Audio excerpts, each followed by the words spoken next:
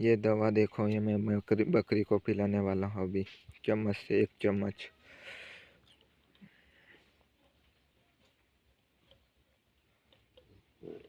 इस दवा का नाम सार्कोफेरोल है।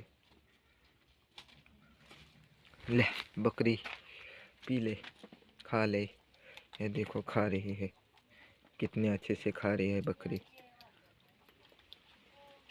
इसको 2 चम्मच खिलाऊंगा।